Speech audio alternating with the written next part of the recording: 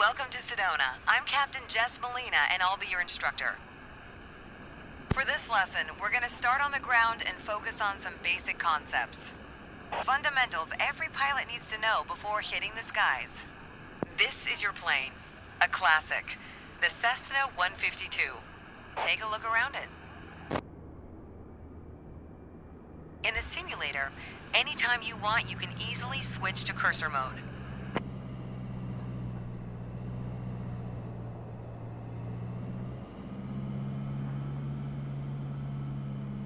The cursor is handy for interacting with menus and cockpit controls or instruments. As you can see, activating the cursor also displays the toolbar. The toolbar is a quick access menu that allows you to control various aspects of the simulation. Try to find and open the basic controls panel.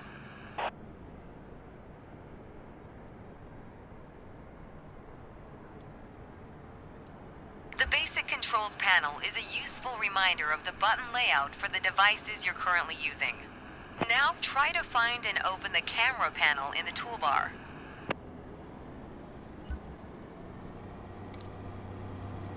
The camera panel allows you to access the various views and camera modes of the simulation. Go ahead and close all the panels for now. Right now, we are in the external view mode. Let's switch to cockpit view next. In front of you is the yoke, the primary means of controlling the aircraft. In the simulation, you'll be controlling the aircraft with your peripherals of choice. So let's hide the yoke for now. Some instruments allow multiple interactions. For example, rotating a dial clockwise or counterclockwise. In these cases, you need to lock the cursor onto them in order to interact. For example, take a look at the clock in the middle of the dashboard. Go ahead and lock the cursor on it. Now change the clock time.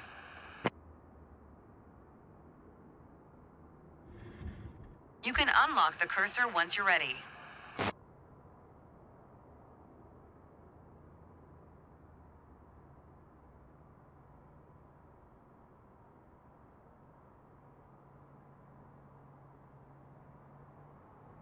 For now, we're done with the cursor, so go ahead and hide it. All right, as we've seen, when you want to look around you, it's easy to rotate the camera. But you can also move it freely in the cockpit to get a better view of anything you want to see, even through a window to look outside.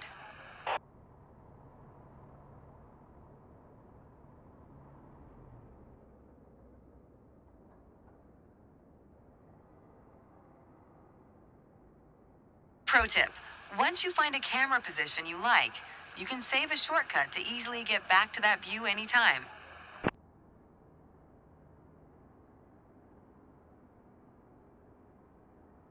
Now, reset the camera to its original position. Then try switching to your custom one again.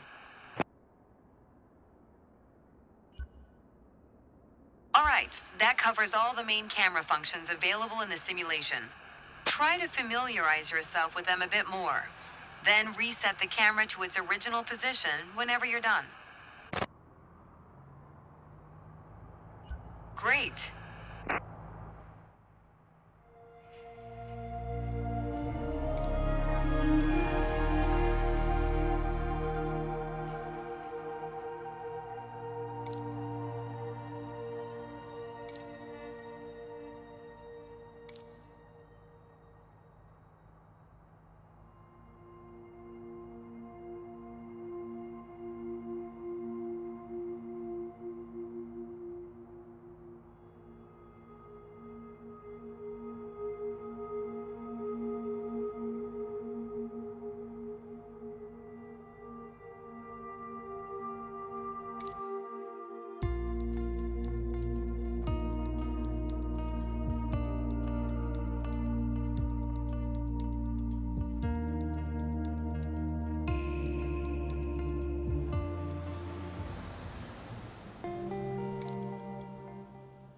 Let's get you familiar with the aircraft, a Cessna 152, and a few commands to navigate it through the skies. In front of you is the yoke. The yoke is like a steering wheel, more or less. Turn it left or right to control the ailerons and bank the aircraft into turns. Look at the trailing edge of the wings while turning the yoke to see the effect on the ailerons.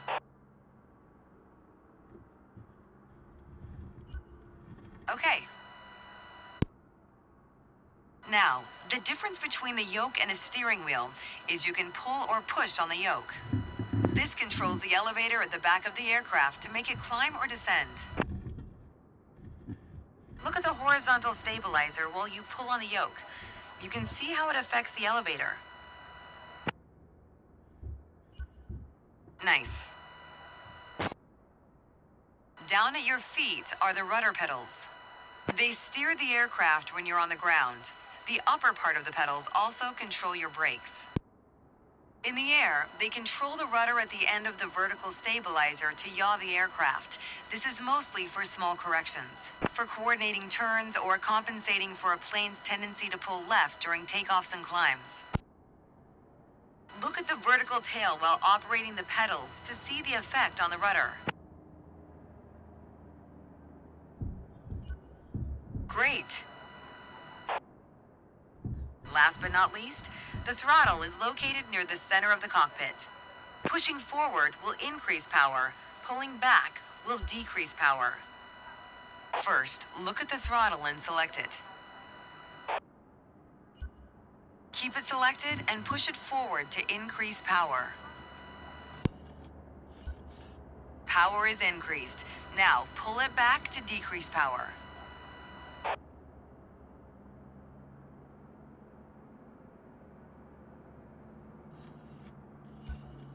Power is decreased. Now we'll do the same without focusing on it. Deselect the throttle. Look away from the throttle and increase power. Set your throttle to idle. Excellent. When the engine is on, you'll be able to see the power change on your RPM indicator. You'll find it on the right side of the dashboard. This tells you how fast the engine is spinning in hundreds of revolutions per minute. Next, take a look at your current speed on the airspeed indicator. It's on the left in the main instrument panel. It measures the speed in knots. To check your altitude, look to the altimeter. It's on the right side of the main instrument panel. The altimeter has 3 hands, similar to a clock. The long, thick pointer indicates 100-foot intervals. The short, thick one is 1,000-foot intervals, and the long, thin one, 10,000-foot intervals. That's all for today. Next time, we'll see how it feels in the air.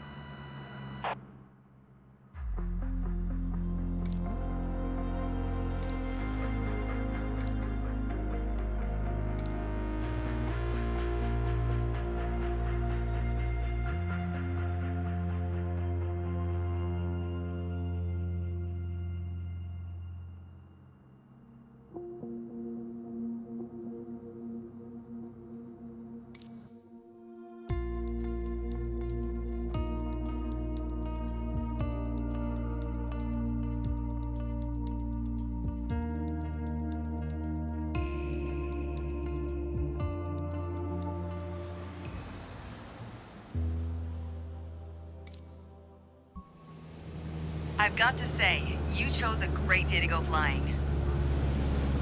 This session, we'll get started with some basic controls. Sound good? First things first, let's get familiar with your surroundings.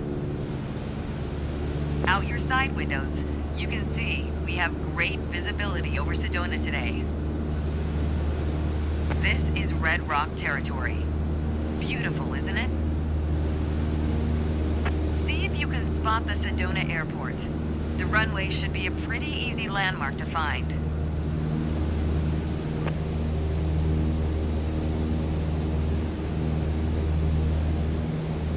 There you go.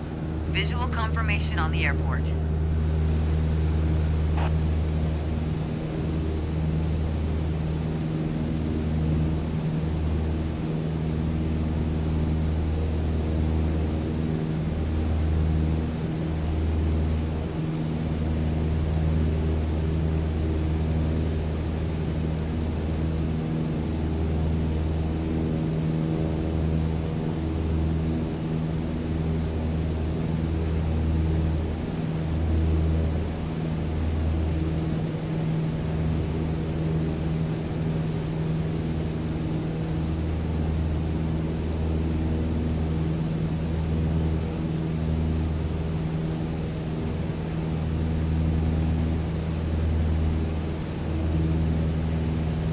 already talked about basic controls while we were on the ground.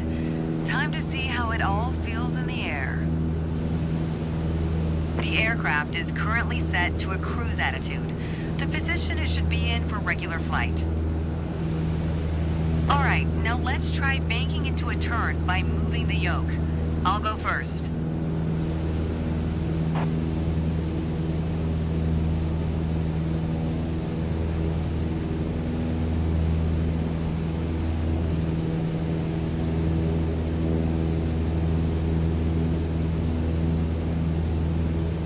As a general rule, you always want to keep your turns under 30 degrees.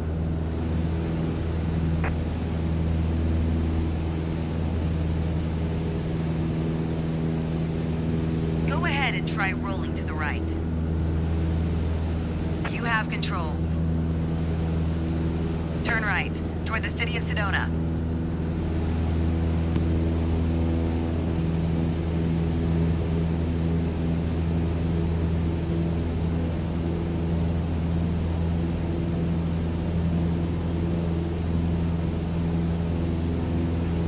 Excellent. As we're flying towards Sedona, let's try climbing up and down. Gently pull on the yoke to climb. Give it a try.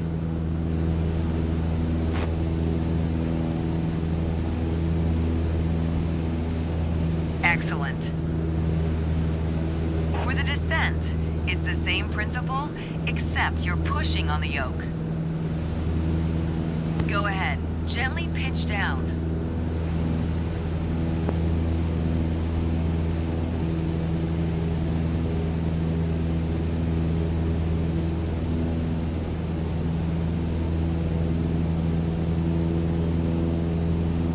That's good. Okay, time to find the airport again. Look around, and when you found it, make a turn in that direction.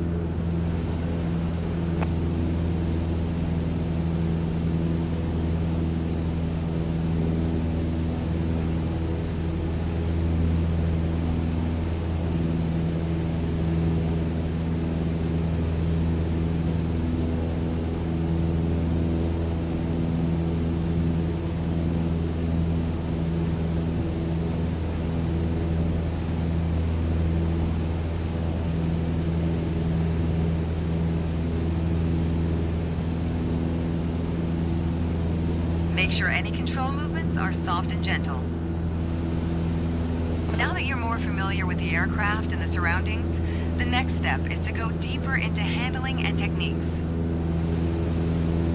Soon enough, you'll be able to enjoy trips all on your own.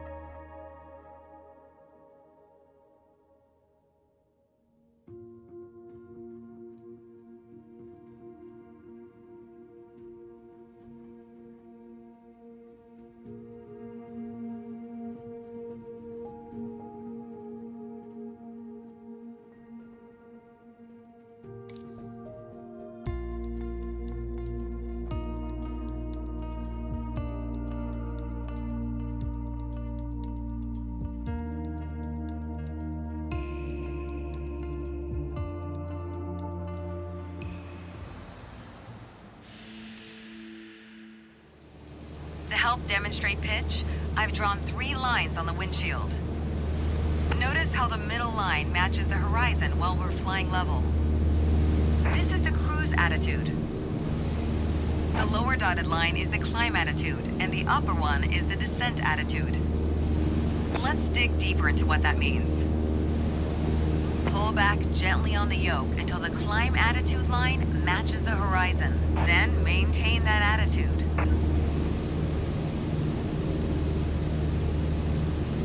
According to your altimeter, we're gaining altitude. But we're losing airspeed, proving you can't avoid basic physics while making a climb. Excellent. Now let's level back out. Our speed is increasing and our altitude is stable. That's good. Push gently on the yoke until the descent attitude line matches the horizon. Then maintain that attitude. As expected, with a nose-down attitude, our altitude is decreasing while our speed is picking up. Great. Okay, bring us back to level flight. Now your speed is decreasing and your altitude is stable. That's good. Try to make only small adjustments to your pitch to avoid overcorrection.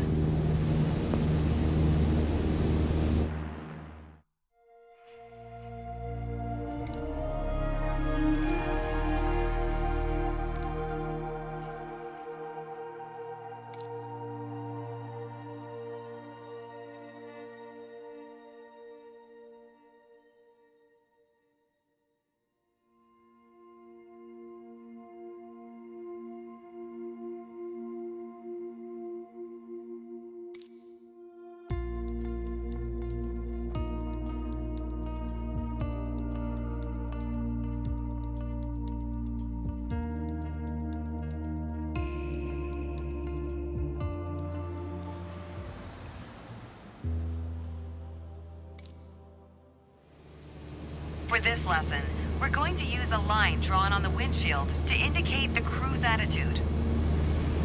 I've also added another dotted line to help you bank properly for left turns. Gently move the yoke to the left until the dotted line matches up with the horizon. Then maintain that bank.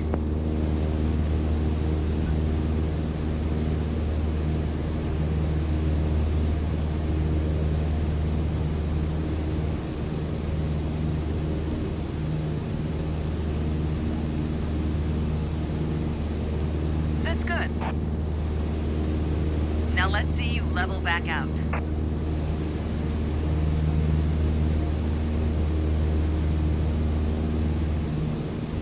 That's good. Remember to maintain altitude while leveling off. For the next step, turning to the right, let's see how you do on your own without any markings. At the top of your attitude indicator, there's a series of notches representing 10 degrees each. As a general rule, you always want to keep your turns under 30 degrees. Start banking right until you're lined up with the second notch to the right on the attitude indicator. Then maintain that 20-degree bank while remaining at the same altitude until I ask you to stop.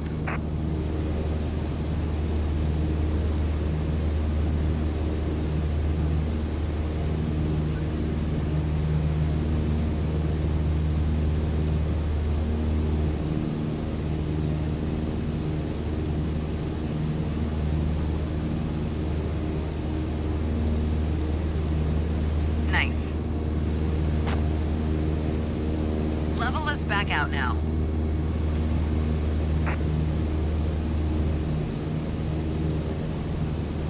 Great.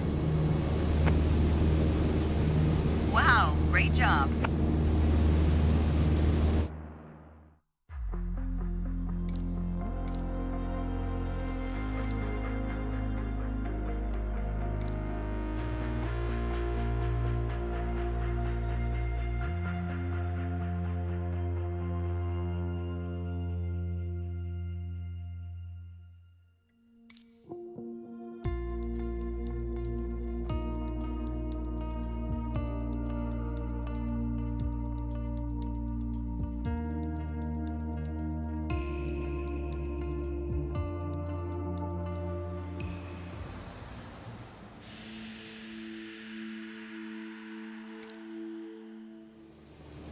Let's talk about the throttle. If you have the need for speed, then the throttle's for you. Full control over the power output of the engine. In the Cessna 152, that relates directly to the RPM displayed on the tachometer. Pull back on the throttle to reduce RPM to 1800.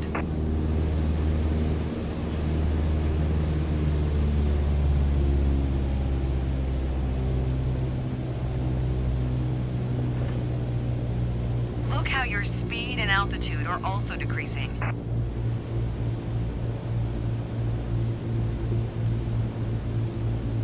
Excellent. Okay, let's throttle back up to 2400 RPM.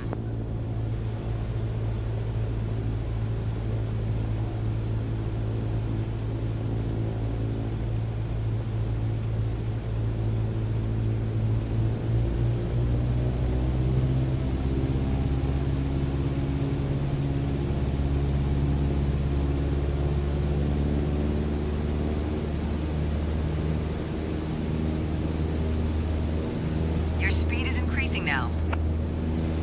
As long as you maintain the same attitude, your altitude will keep climbing as well. Nice. That was excellent. With piston planes like this Cessna, it's common to have power targets defined in RPM.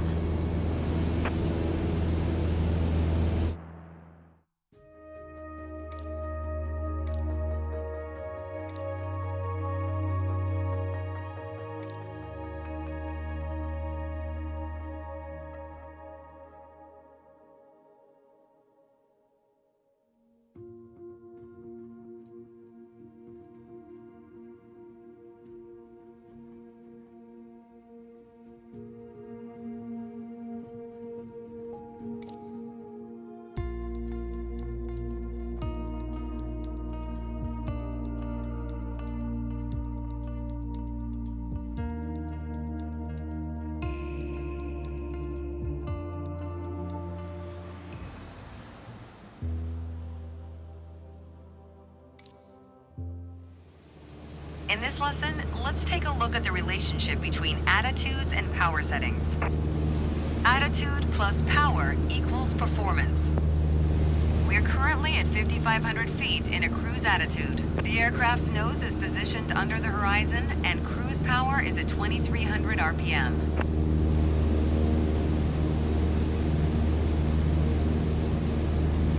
Try to reduce power to 2,000 RPM while maintaining 5,500 feet.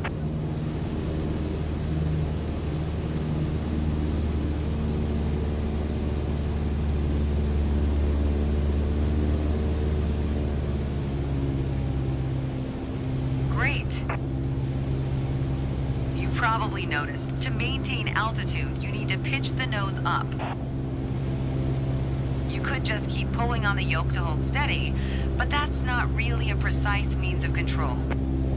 Probably better to adjust your trim wheel until you don't need to push or pull on the yoke. Drag the trim down when you need to set the nose up. Drag it up to set the nose down. Try adding trim to keep us at 5,500 feet without increasing throttle.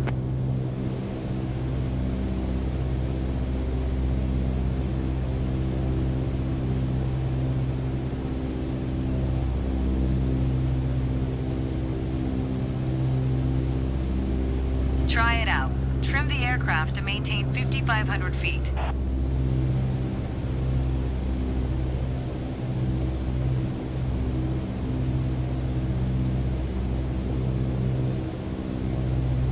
Try it out. Trim the aircraft to maintain 5,500 feet.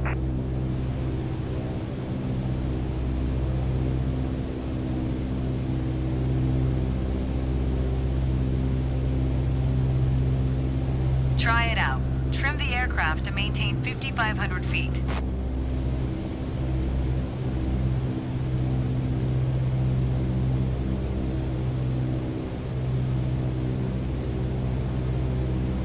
Try it out. Trim the aircraft to maintain 5,500 feet.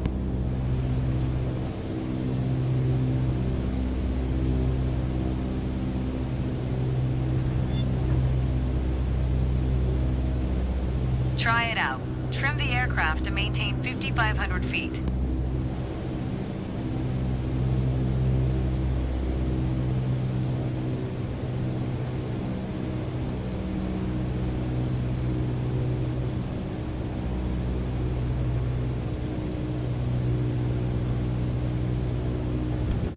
You put your plane in a dangerous situation. You Probably noticed, to maintain altitude, you need to pitch the nose up. You could just keep pulling on the yoke to hold steady, but that's not really a precise means of control. Probably better to adjust your trim wheel until you don't need to push or pull on the yoke. Drag the trim down when you need to set the nose up. Drag it up to set the nose down. Try adding trim to keep us at 5,500 feet without increasing throttle.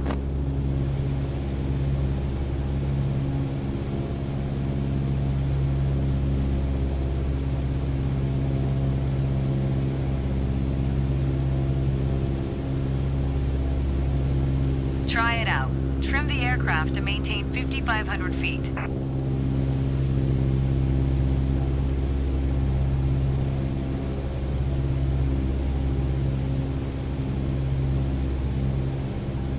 Try it out. Trim the aircraft to maintain 5,500 feet.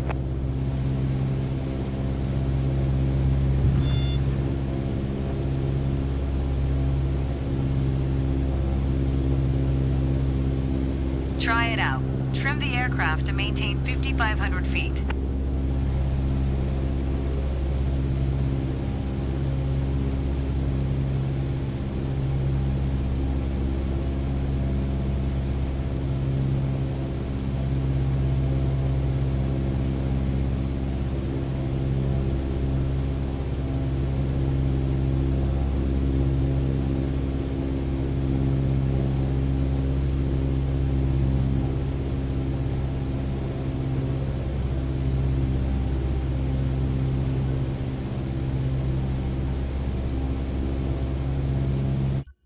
Put your plane in a dangerous situation. You probably noticed, to maintain altitude, you need to pitch the nose up.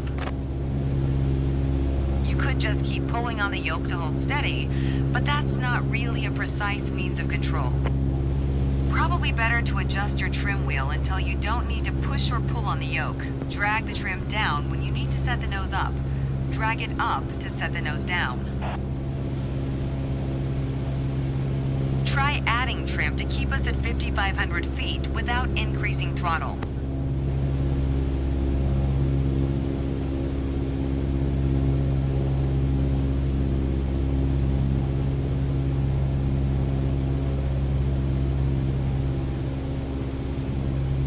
Try it out. Trim the aircraft to maintain 5,500 feet.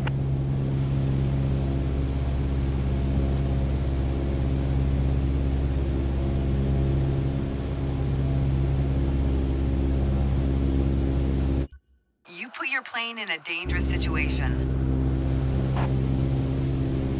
You probably noticed, to maintain altitude, you need to pitch the nose up. You could just keep pulling on the yoke to hold steady, but that's not really a precise means of control. Probably better to adjust your trim wheel until you don't need to push or pull on the yoke. Drag the trim down when you need to set the nose up. Drag it up to set the nose down. Try adding trim to keep us at 5,500 feet without increasing throttle.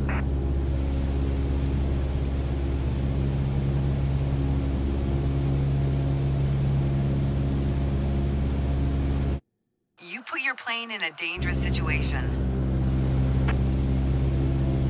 You probably noticed, to maintain altitude, you need to pitch the nose up. You could just keep pulling on the yoke to hold steady, but that's not really a precise means of control. Probably better to adjust your trim wheel until you don't need to push or pull on the yoke. Drag the trim down when you need to set the nose up. Drag it up to set the nose down. Try adding trim to keep us at 5,500 feet without increasing throttle.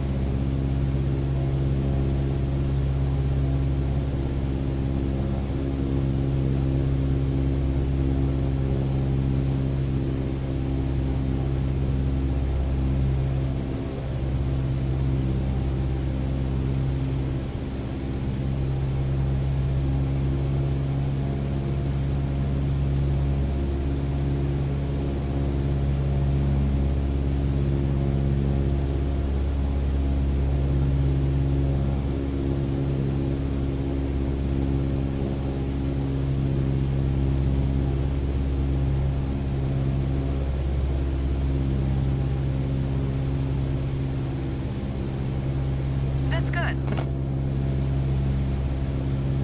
You're not high enough.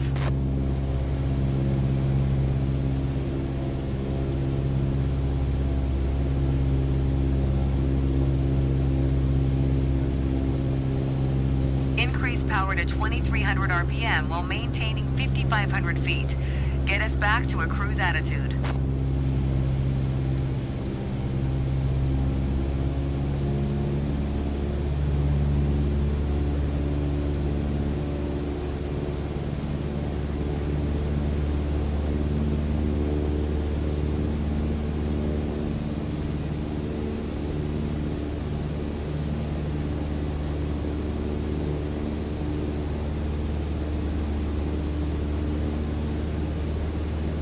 Excellent.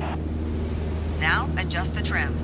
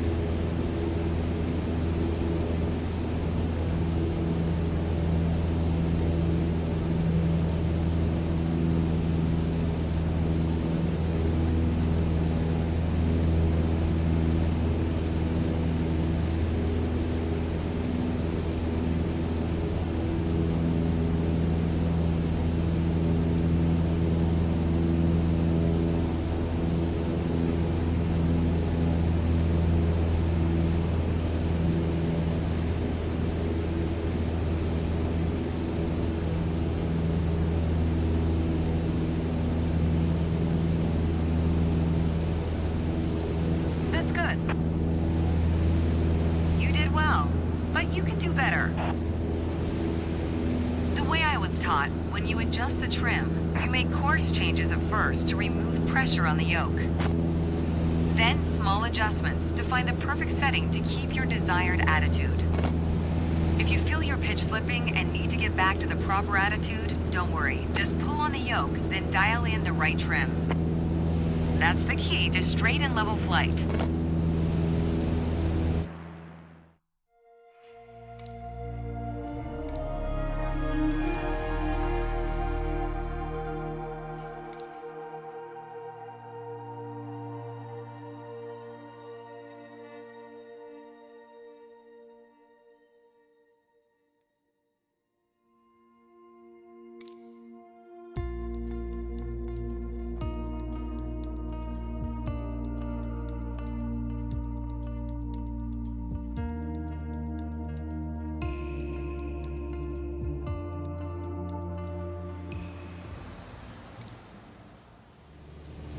The art of maneuvering a plane through the air isn't a mystery to you anymore. Now it's time to test the skills you've learned. As you can see, we're cruising at 6,000 feet on a north heading of 360 degrees. Start by descending to 5,500 feet while maintaining a northerly heading.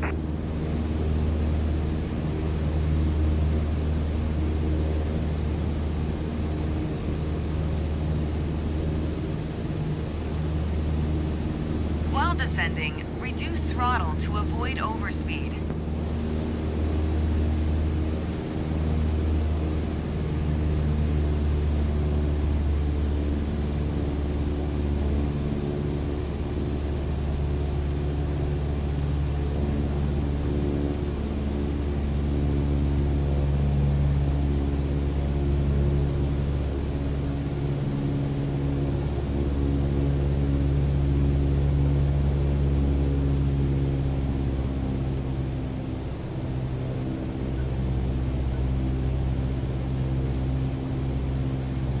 That's okay. Now climb to 6,000 feet and turn to a south heading. On the Cessna 152, you need full power to climb effectively.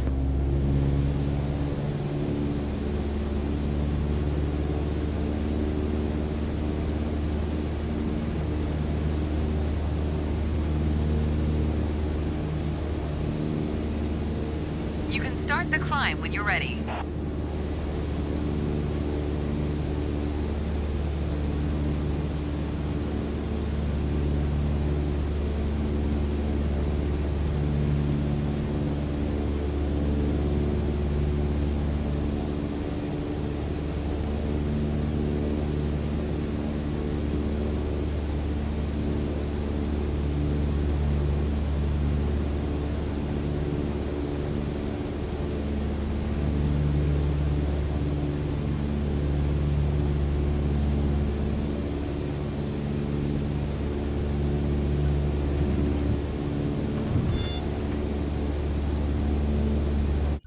You put your plane in a dangerous situation.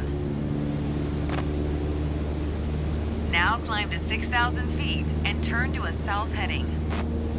On the Cessna 152, you need full power to climb effectively.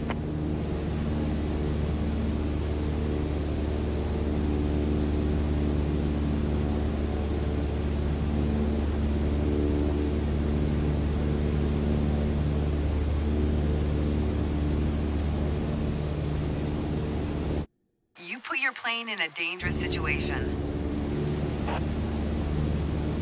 Now climb to 6,000 feet and turn to a south heading. On the Cessna 152, you need full power to climb effectively.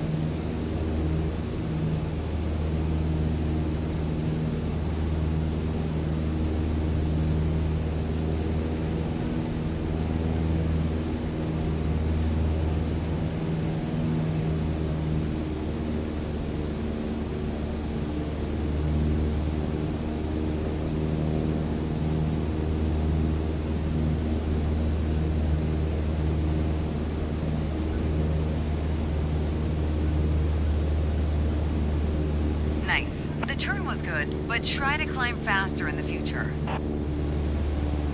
All right, next exercise. Maintain your heading of 180 degrees. Stay at 6,000 feet and adjust your airspeed to 80 knots.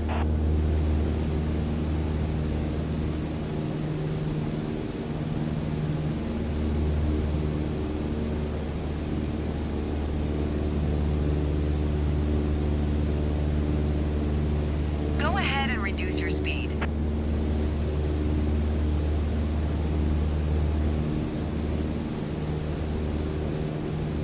That's okay.